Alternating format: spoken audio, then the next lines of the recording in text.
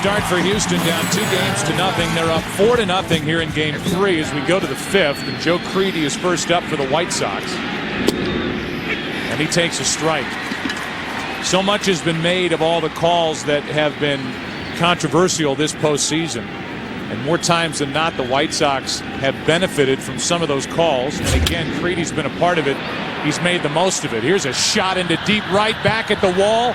Another home run for Creedy. He puts the White Sox on the board, and it's 4-1 here in the 5th. No doubt about this home run to right. And for Joe, he gets his second of this World Series. Clearly a home run for Creedy, but the one before, after looking at countless replays between innings, there is not only doubt, but almost evidence that it was to the left of the yellow line and in play. So a leadoff home run by Creedy makes it a 3-run game again. And here is Juan Uribe, who popped up his first time. Takes a strike from Oswalt. First Creedy to put the Sox on the board. Pitch is low to Uribe. 1 ball, 1 strike. You have to look closely at the ball that was hit by Lane to determine which side of the yellow line it hits. And I think our evidence shows on the replays that it hit to the left of that yellow line right there, and therefore should have still been in play. It was ruled a home run, and here's another look at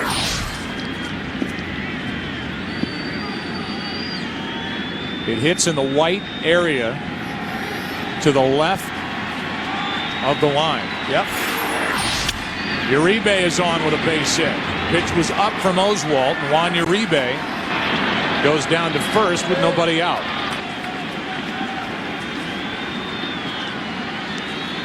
You might be thinking about a pinch hitter in this particular situation.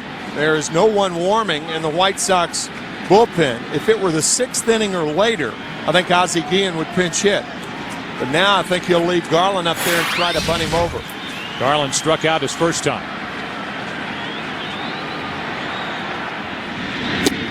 Ball 1. We saw 97, I think as high as 98 in the first inning from Oswalt. But his fastball has consistently been at 94 since.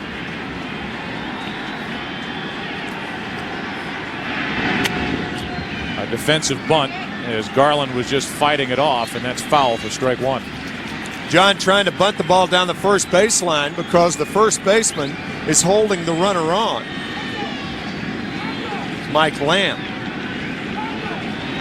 Morgan Ensberg is so close to Garland, you can almost shake hands with him. Ozzie Guillen was just yelling out at Angel Hernandez that Oswalt is not coming set.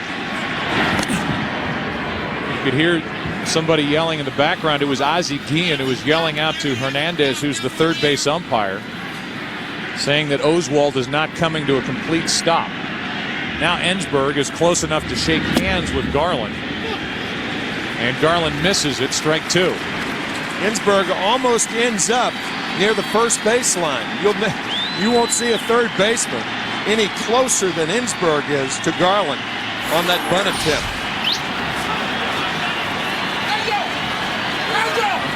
There's Ozzie trying to alert Hernandez that Oswalt isn't stopping. He's got a point.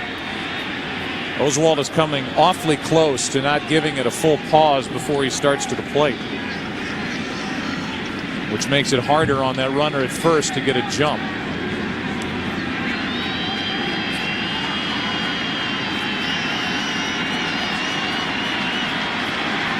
A leadoff home run by Creedy. A base hit by Uribe. And now Garland changes up and swings away and almost takes out Tim Raines.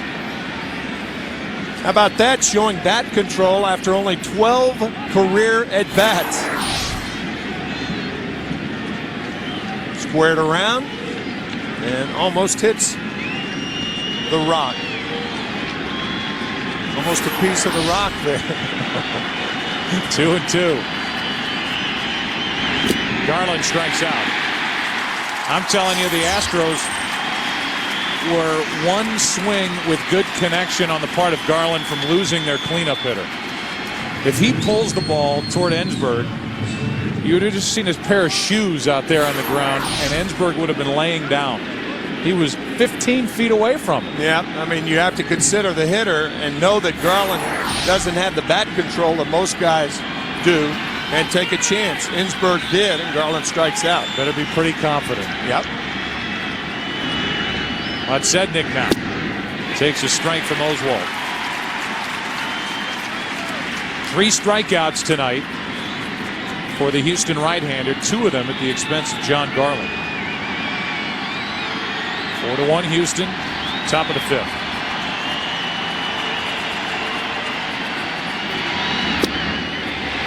Oswalt doesn't get it and bends down to fix the bottom of his pants out of frustration.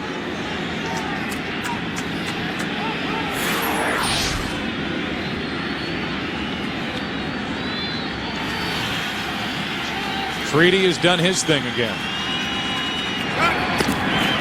Check on Uribe. During the regular season, stole only 4. Has 1 in this World Series. Should be a chance to run here if they feel good about doing it against Oswalt and Ausmus. Risky when you're down by 3 runs. Podsednik grounds a base hit through the right side. Uribe will hold at second, and it's 2 on with 1 out. And Iguchi coming up. Jim Hickey, the pitching coach of the Houston Astros. Well, Jim Hickey, we have been sitting here with our jaws dropped open watching Oswalt pitch because it seems the exact opposite of what he did against St. Louis in Game 6. He's gone more to the breaking ball tonight. Well, I don't know if my jaw is dropped open, but I'm a little bit surprised that he's kind of gone this route right now. But I also wouldn't be surprised to see him turn it back toward the other way and go with a little bit more, hard stuff here. But, I'm always preaching to him, too. If it's not broke, don't fix it. So, right now it's not broke, so maybe he doesn't. Well, we were saying it just points out how talented a pitcher this guy is, that he can rear back and blow it by you, or he can get outs with pitches other than the fastball. Exactly. I think he's one of the few guys in the National League and probably baseball in general that could pitch an entire ball game with a fastball, and maybe just mixing in a changeup or a slider here or there. And he can also go the opposite route and throw a majority of off-speed stuff with success also. Jim, thanks for your time. All righty. Iguchi takes a strike on a 95-mile-an-hour fastball, 0-1 with 2 on, 1 out. Tying run at the plate for Chicago as they trail it 4-1. With speed on, Uribe and Podsednik. 1 ball, 1 strike.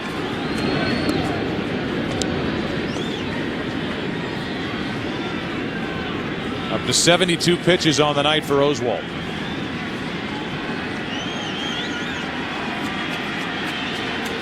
Oswalt would like to be the setup man tonight for Brad Lidge.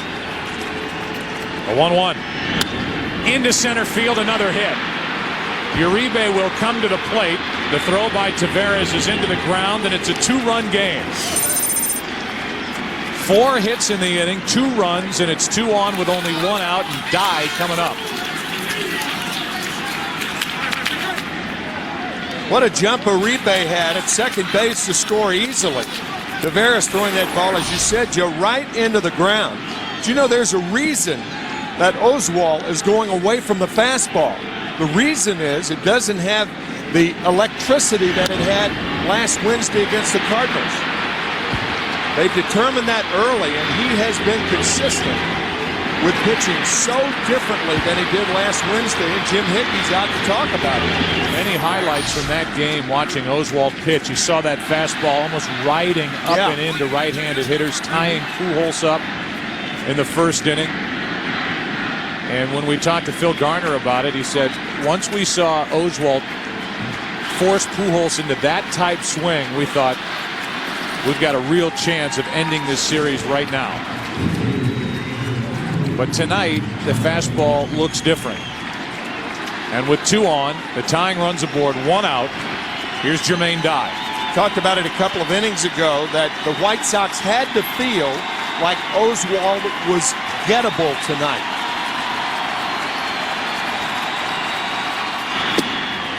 Strike one to Dye.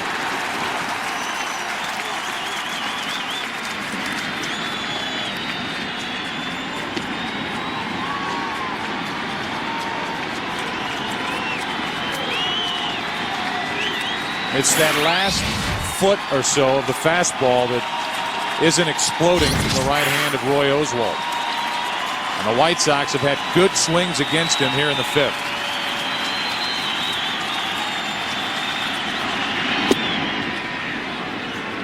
One ball, one strike.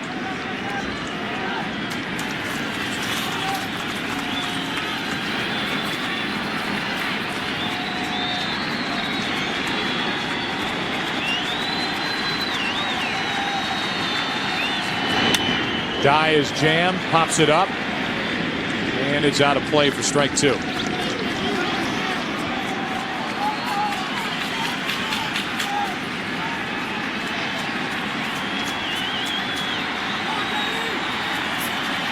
Think about this inning. Oswalt has been hurt on pitches away in the strike zone.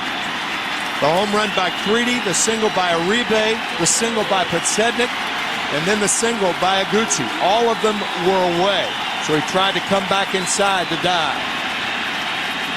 Back in there, and it did not hit him. The count's 2-2. Wasn't trying to hit him, but was certainly trying to come in off the plate, and he succeeded. How Dye got out of the way of that ball, I don't know.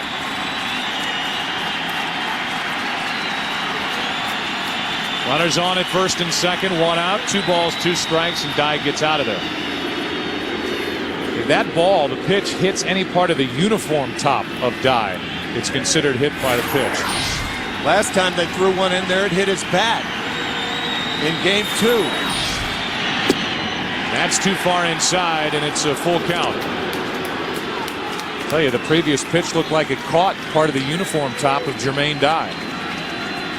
But this time he stays at the plate, unlike game 2. Trailing by 2, 2 runners on. I think you send the runners. Trying to find out.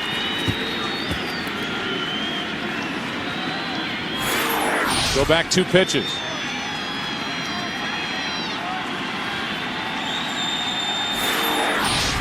Tough to say for sure, but it didn't hit his uniform top. It came awfully close. 3 balls, 2 strikes, 2 on, 1 out. Runners go, and Dye shoots it foul.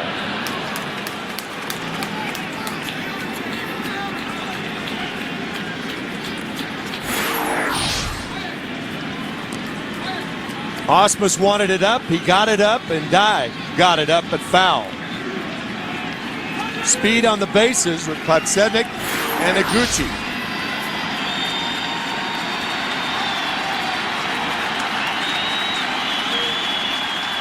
Konerko on deck.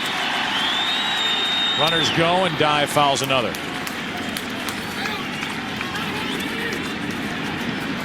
Tell you, Joe, at the expense of holding the runner on, I think Biggio's giving too much of the right side up. I mean, Dye can hit the ball the other way. You're not going to throw to second base.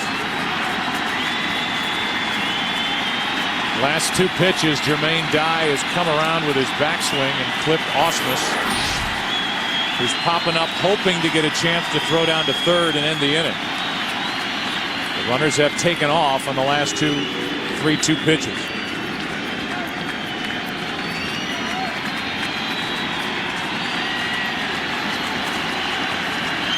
They go. Dye into center field. That ball is a hit. In to score is Podsednik, and it's a 1-run game. Down toward the end of the bat, and Jermaine Dye gives the White Sox their 5th hit of this inning. What an at-bat by Jermaine Dye.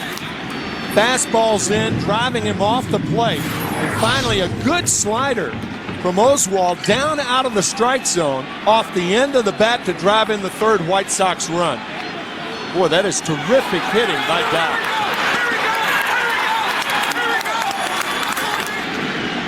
Big Frank Thomas cheering down in that dugout for the White Sox, and Jermaine Dye, who we saw as a 22-year-old rookie for the Braves in the World Series in '96, has made it a one-run game. Now Konerko. Strike one. An 8-pitch at bat, and Jermaine Dye ends it with a base hit to center. Konerko tonight is doubled and flied to center field.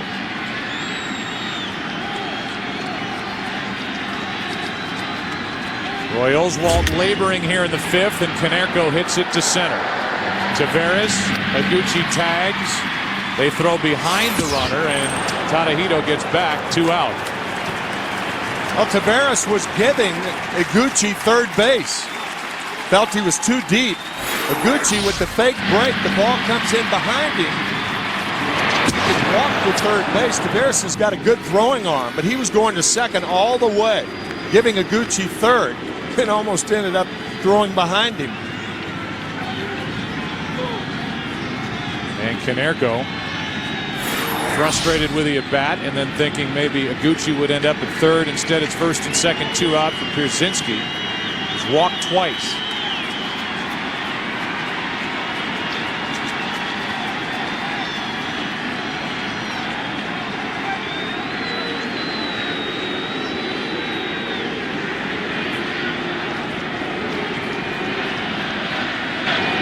You can feel the anxiety here in Houston, sensing vulnerability out of their best pitcher. 2 on, 2 out. Pierzynski, ball 1.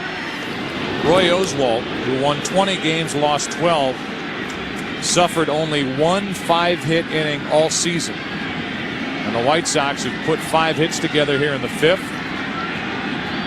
And the tying run at second, the go-ahead run at first. 2 out. Pierzynski in the air to center field. That ball is popped. This ball is up against the wall, and the White Sox are going to take the lead.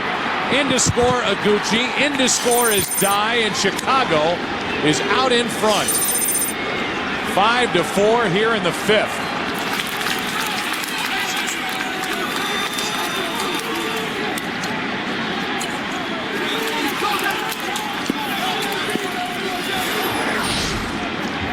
Rush to the area in center field. They call it Towles Hill.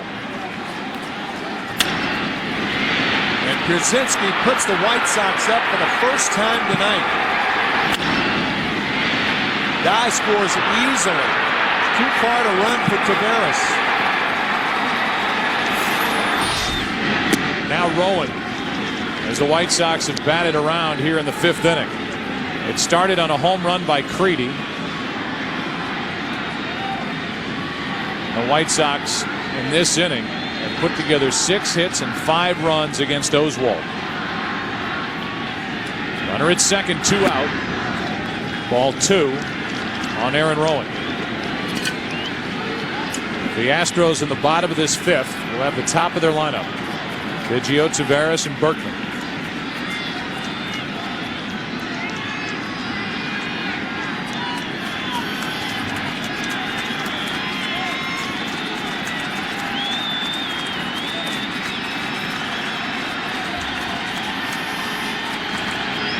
Rowan hits it foul down the first base line. Strike 1.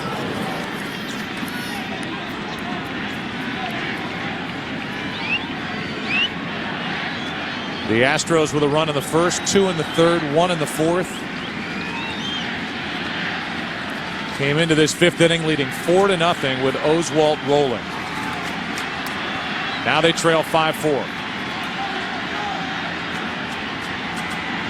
The 2-1. 2-2.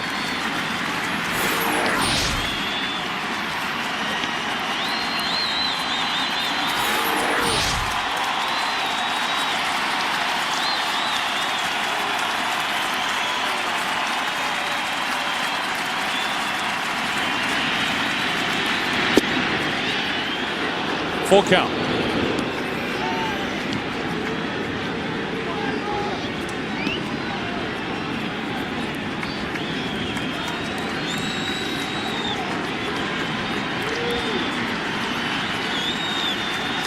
Rowan 3 for 9 in this series. 3-2 pitch.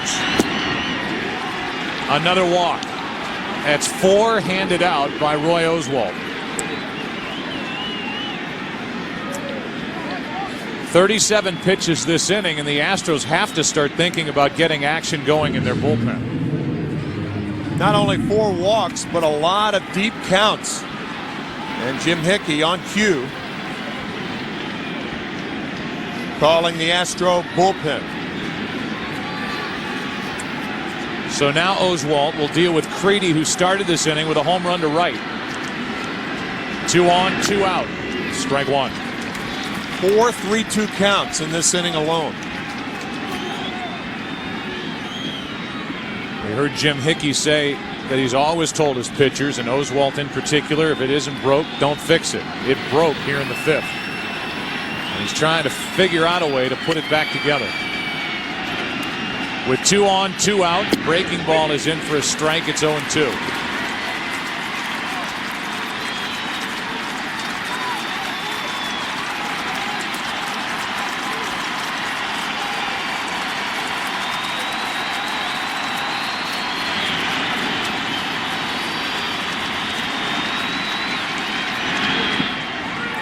All 1 low.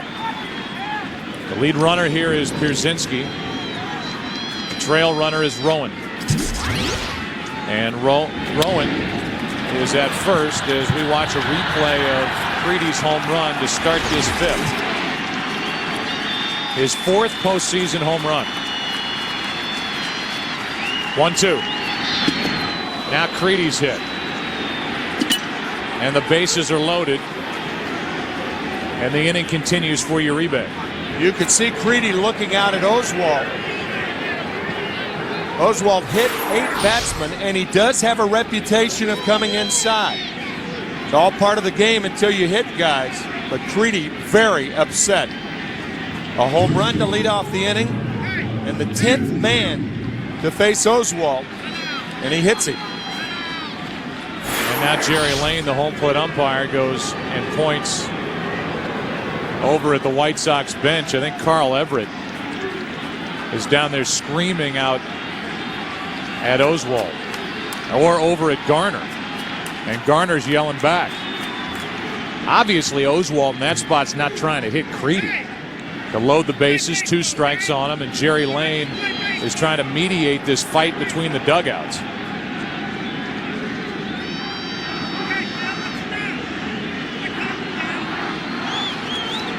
So with that pitch, the series has taken a different turn.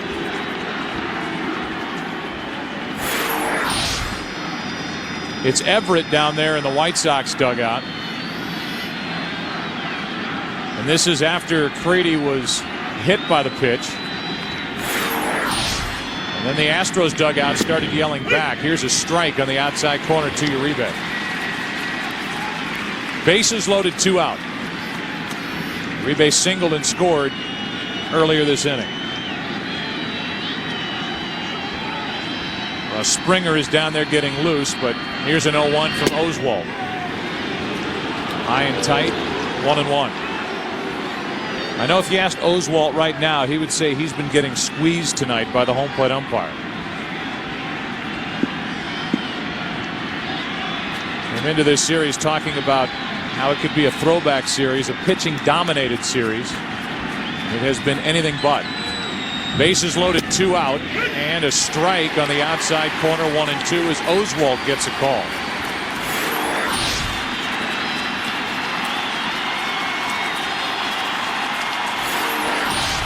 Now the crowd tries to climb back into it.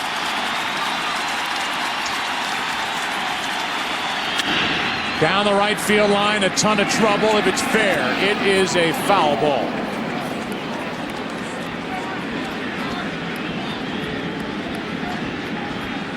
Talk about a team adjusting to a pitcher. The White Sox in this inning, with a couple of at-bats against Oswalt earlier in the game, adjusting, and they have been hitting good pitches. That is a pitch right on the corner that Uribe hits very well. Oswalt staying with the breaking stuff, and the White Sox have adjusted to it. Bases loaded, 2 down, 1-2 pitch. Popped into right center field, and Lane is there. The White Sox came into this inning down 4 runs to Roy Oswalt. They come up with 5 in the 5th, have their first lead of the night. 5-4 Chicago after 4.5. This date in baseball history, October 25th, 1986, for the Boston Red Sox, 1 out away from their first World Series title since 1918. The Mets rally for 3 runs, capped by Mookie Wilson hitting a ground ball through the legs of Bill Buckner to end Game 6. For more Major League Baseball information, log on to foxsports.com on MSN. Keyword Budweiser. Top of the order for Houston. And Biggio's been a big part of the night for the Astros. 2 for 2, a double, a single, an RBI, and 2 runs scored.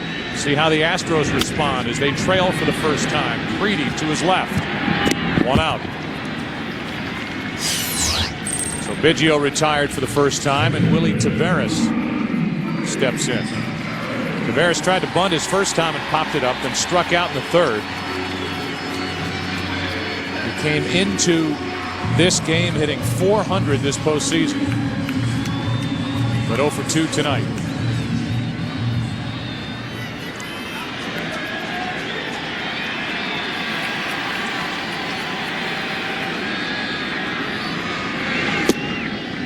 Strike 1 to Willie Taveras.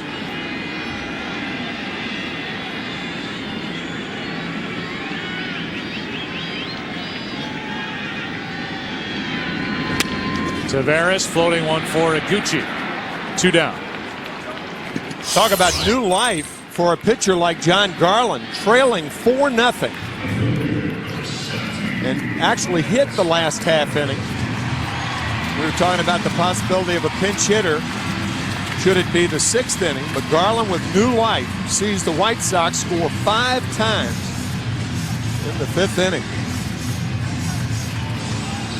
Now with 2 out, nobody on, Lance Berkman will step in, and you can feel the tension in this stadium, and these fans are wondering what happened.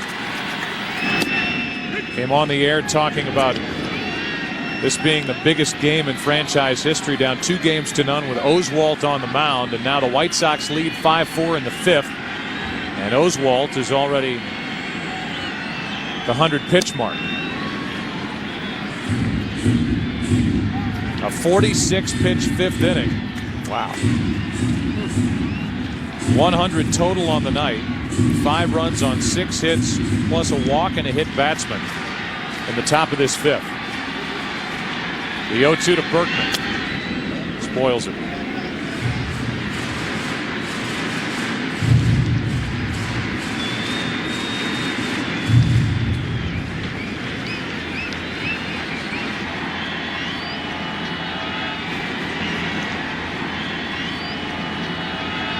Bases empty, 2 down, 0-2 pitch.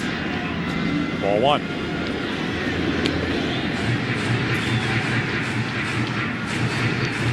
It's only 315 down the left field line. Berkman certainly with power. Homered over the left field fence in the NLCS. Wide again, 2-2. Hit it off Chris Carpenter of the Cardinals. That was the Pujols game when Albert hit the 3-run home run to win it for the Cardinals in the 9th.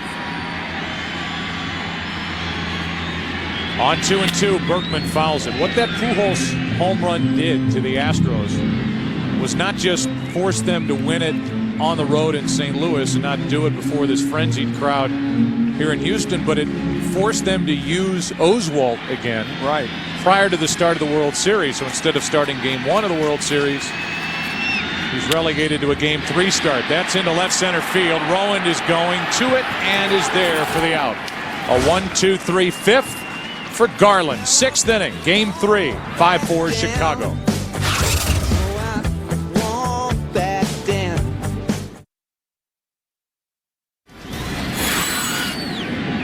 I believe that automobile goes to the MVP of this World Series, as Garland leads off and grounds it to Everett. 1 out. Moments ago, we had a chance to visit with Ozzie Guillen, the manager for the White Sox. Lane, what was going on in the top of the fifth inning? What was that yelling about? Well, you know, after Creedy got hit, I think Creedy don't like getting hit, and Garner was a little excited. I don't blame him. You know, you got to protect his players. So do I. But I think it's it's over. Ozzie, there was no warning issued both benches, was there? No, not yet. I think the umpire's in the middle of the thing, and he got to do what he had to do. I think he did a great job to make those bench to be quiet, and I think he did a tremendous job doing that. Meanwhile, your team comes off the deck, gets 5 runs in the 5th inning. What a great rally you guys put together against Roy Oswalt, as it seemed you started to figure him out a little bit. Well, I think we did a good job just taking the pitch and making him throw strikes.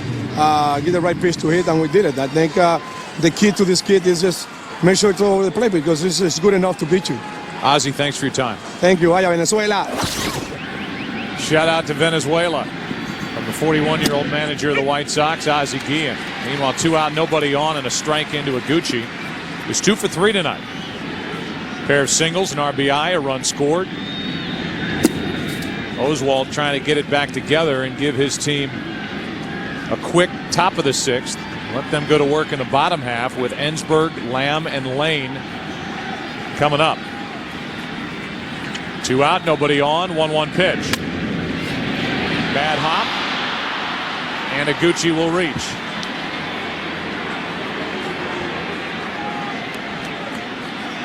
Looked like the ball came up and hit Ensberg in the left wrist, going to his left. Glove down. Watch the ball take that hop Joe was talking about. Hit him in the inside part of the left wrist. And they've given Ensberg an error. Tough error. Right here, it hits, goes up, and Ensberg couldn't make the play. So the inning continues, and Jermaine Dye fouls the first pitch away for strike 1. Dye had one of the more important swings of that 5-run 5th. A long at bat, and it ended with him hitting a slider down and away into center field for an RBI hit. He later came around to score on the 2-run double by Pierzynski. 0-2 on Dye.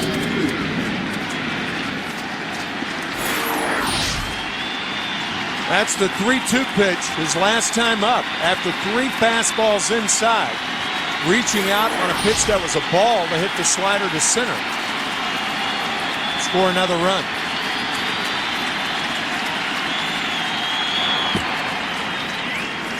Crowd trying to get back in it.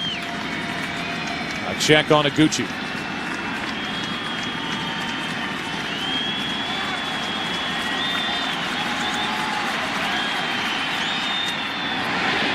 Guy checked his swing. Ball 1. Saw the 46 pitches in the 5th for Oswalt. That's a career high in any inning for Roy Oswalt. And it happens here in the 3rd game of the World Series. Guy pops it into center. Taveras sends us into the bottom of the 6th. It will be Ensberg, Lamb, Lane for the Astros, who trail Chicago by 1.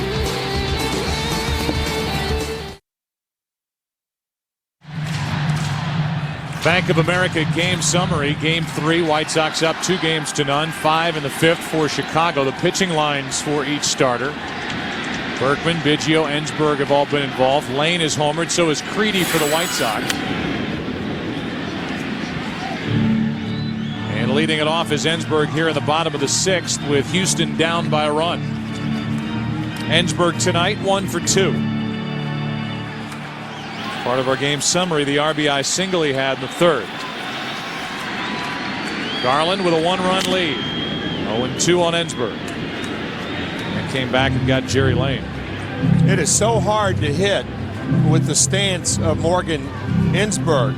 Players see the ball better because they're looking at it with both eyes, but there's so much to do with the front part of the body to get in the proper hitting position. You can see a wide open stance, and hitters have to hit close, so you have to bring that left leg around. Andres Galarraga, Tim, went to that late in his career, and it gave him another 6-7 years. Being able to look at the pitch with both eyes. An 0-2. Ball one. This crowd wants a reason to jump back into it. Ensberg with 2 hits in this series. Foul.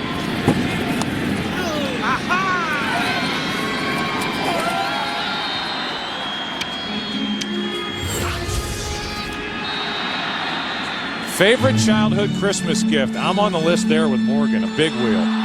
That thing was phenomenal with the handbrake on the back wheel on the right side.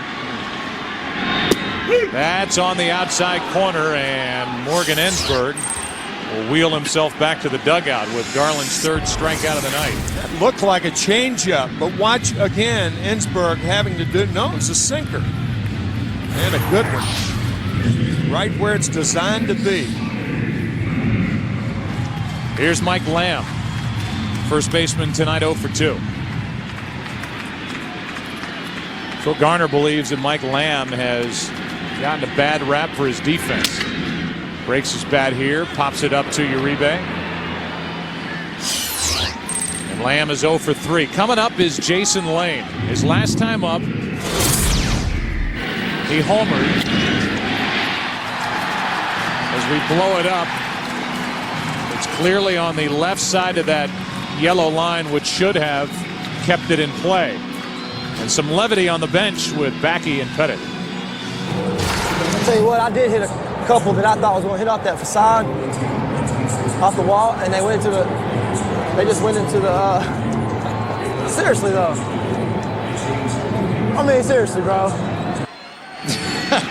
He is nothing but smiles and laughs down on that dugout bench, and Andy Pettit took his hat off, make sure he didn't have a fever when he was talking about hitting it off the facade. From deep in the hole, Uribe shows off his arm, and that sends this game into the 7th.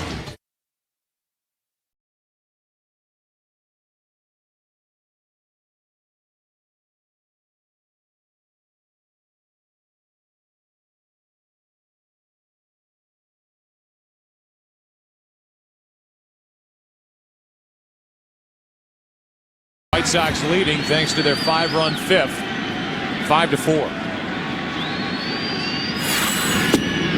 Oswalt deals high, ball 1. Konerko, Pierzynski, and Rowan, the hitters for Chicago. Feel pretty safe saying that this game is going to end without the starting pitchers in it.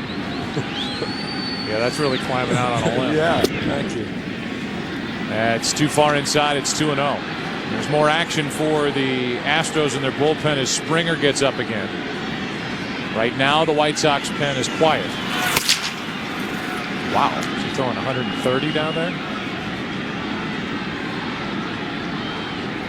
On 2-0, Konerko takes ball 3. Ball has doubled and flat out twice.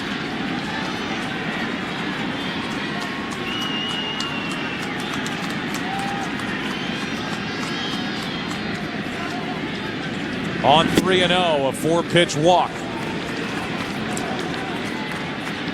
That is the 5th walk of the night handed out by Oswalt. And that's going to be it for the 28-year-old right-hander. So Springer is coming in. Oswalt is going to exit. And the right-hander, who has been so good all year, a 20-game winner, 3-0 in the postseason, is knocked out in the 7th.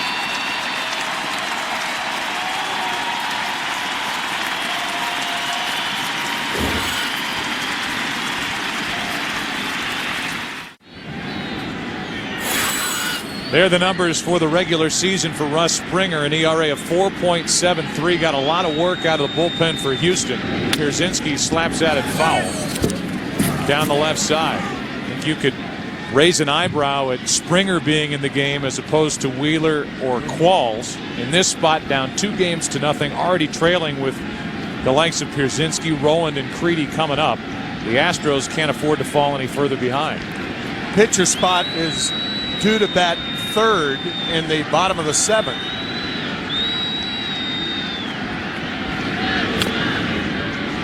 I think if it's an American League game, if the designated hitter is used, you don't think twice about bringing in walls because he could possibly go 2 innings. If you bring him in now, you've got a pinch hit for him in the bottom of the 7th inning. Or you double switch, and at this point, Garner doesn't want to take Lane, Lamb, or Ensberg out of his lineup. It's only the 7th inning. Because you're looking for offense, too. Pierzynski takes the ball down and in. It's 1-2. But defensively, you've got to try to slow down the White Sox, who put up 5 in the 5th and have a 1-run lead, already up 2 games to none as we play here in the 7th. Springer was brought into the 8th inning of game 1 and gave up a run as Pierzynski is sawed off, and a pop-up is caught by Springer, 1 away. Won't matter if Springer does his job and gets through a scoreless inning. In that 8th, a 2-out RBI triple hit by Podsednik off Springer made it a 5-3 game and took a little bit of the edge off when Jenks went back out there for the 9th. But that night, it didn't look like he was going to give up anything. He had a 1-2-3 9th inning, and it was a 5-3 win for Chicago. Here's Rowan.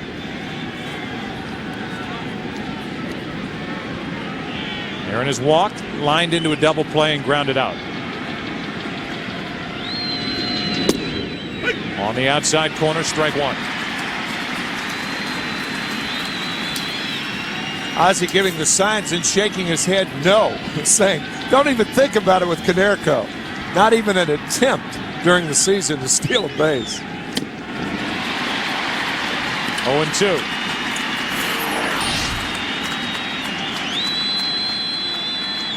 That's a scouting report on Aaron Rowan. Particularly right-handers try to come inside and pitch him in off the plate. Likes to extend his arms. Same pitch, and Rowan got a piece of it.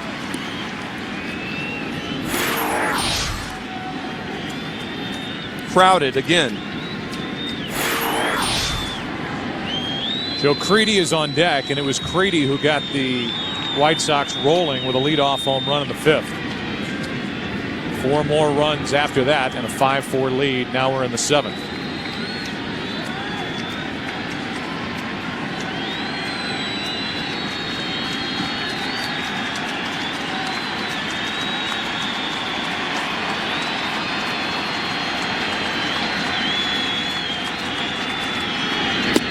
Two down.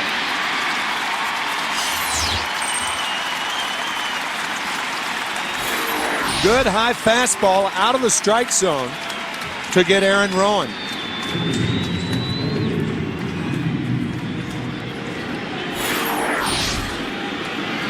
Here's Creedy, who they're booing here in Houston, and if you're Joe Creedy, that's a good sign.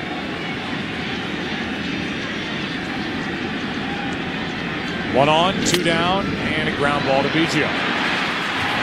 That does it for the top of the 7th. Good work by Springer in the end. He comes in with a man on, goes through Pierzynski, Rowand, and Creedy to send us to the 7th inning stretch.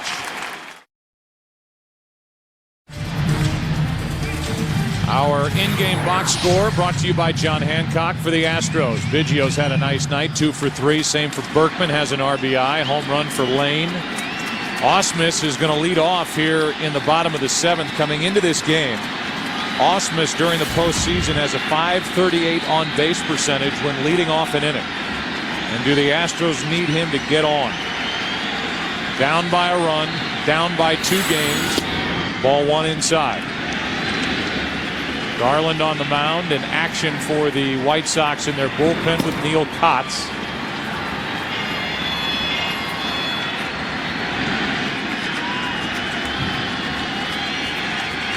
The 1-0. 2-0.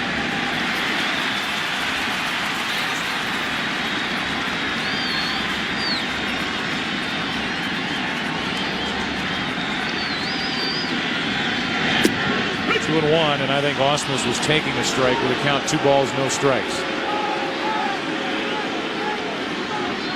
Now a right-hander joins Kotz. Luis Vizcaíno is getting loose for Chicago in their pen, and now time is granted just prior to the pitch by home plate umpire Jerry Lane.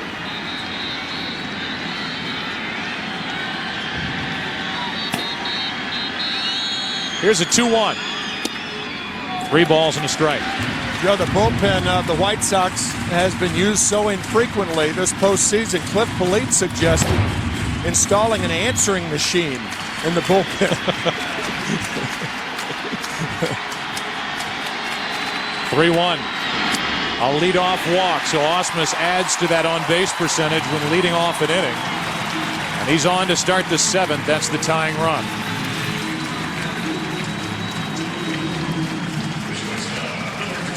Now it's Everett. Well, it's proper to bunt to tie when you're at home. And I think Adam Everett will start out the at-bat bunting, and Phil Garner, if he falls ahead in the count, or if Garland falls behind in the count, perhaps change it then. Everett hitless. Make that 1 hit tonight, but hit 1 for 9 in the series. That's low ball 1, and Pierzynski wants to talk. You've got Everett up now. You've got the pitcher spot on deck. Springer won't hit. It'll be somebody off the bench. You've got Bagwell over there.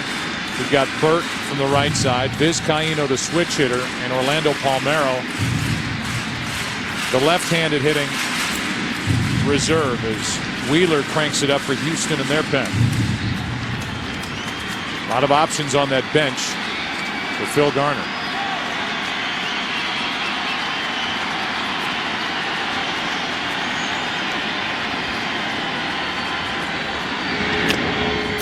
That's a fair ball, and the only play for Pierzynski down to first. Thing was 3 feet out in front of home plate, and Pierzynski was very close to firing down to second. That's an excellent jump on the part of Brad Ausmus, getting to second base, because as you said, Pierzynski had a shot, but elected to take the sure out.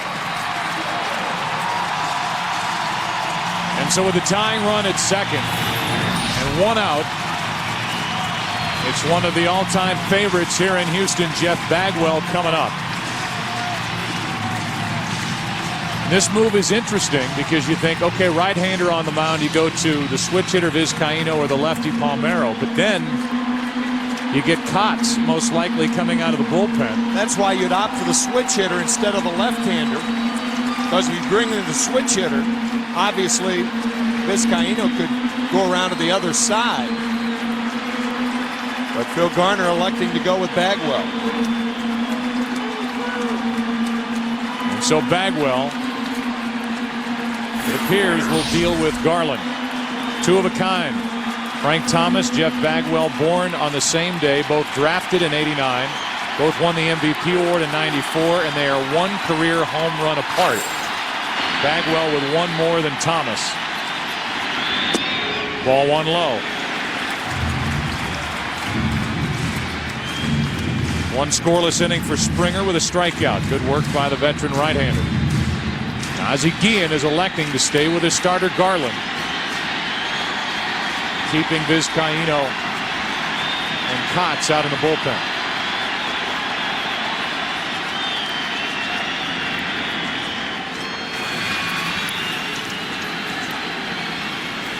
Frank Thomas, fracture in his left foot. He's had 2 breaks in there, and he has been on the disabled list. His future uncertain. A 1-0. Blocked by Pierzynski, 2-0. Pierzynski almost popped up. Just able to get a piece of that. And it got a big piece of him. Tying run at second, 1 out, 2 balls, no strikes on Bagwell.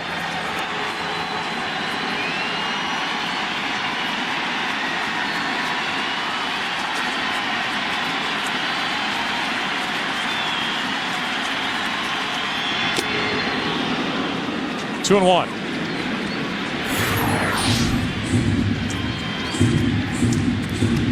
Right down the middle, and Bagwell swings through it. Bagwell had a second surgery on his injured right shoulder. That was in May.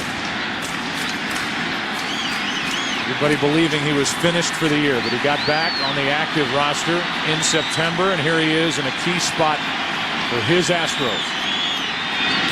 3-1.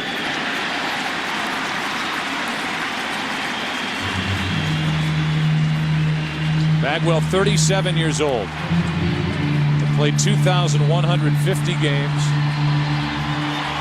before getting to the World Series and starting game 1 as the DH in Chicago.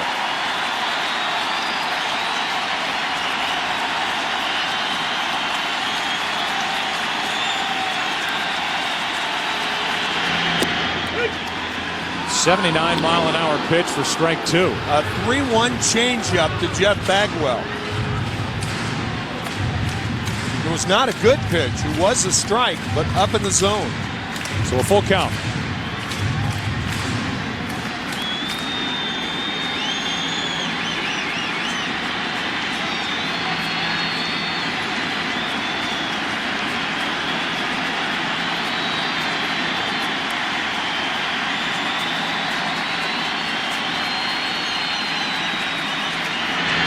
Bagwell pops it up. The same pitch on 3-2, and Konerko on the mound has it 2 down.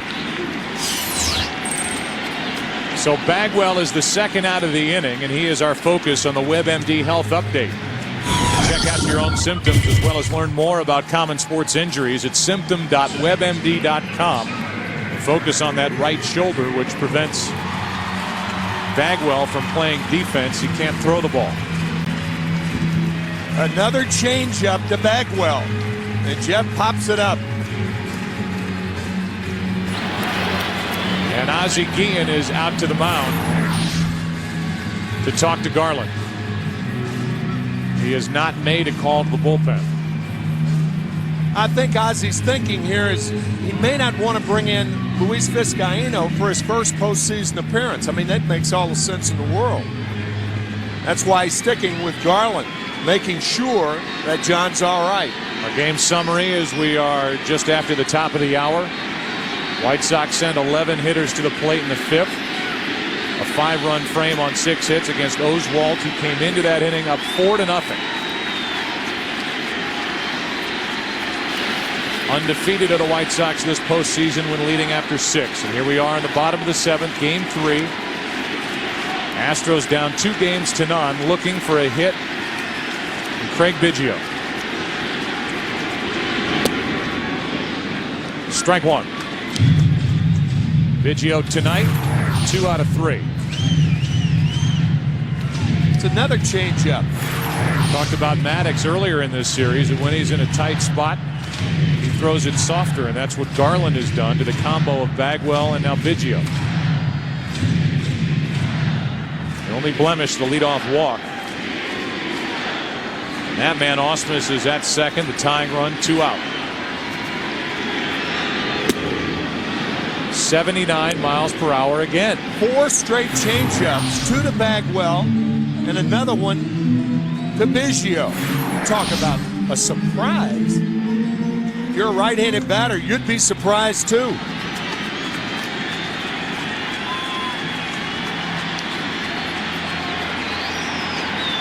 Oh, 2, runner at second, 2 out.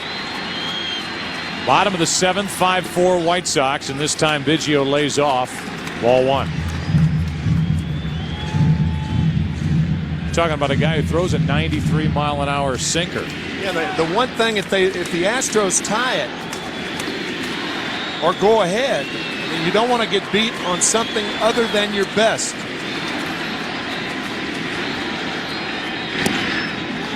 Another one. 2-2.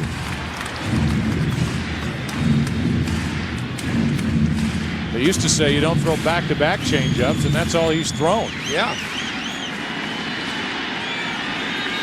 It is an odd assortment to Biggio. Tying run at second, 2 out. On the outside corner to end the inning, a 94-mile-an-hour fastball.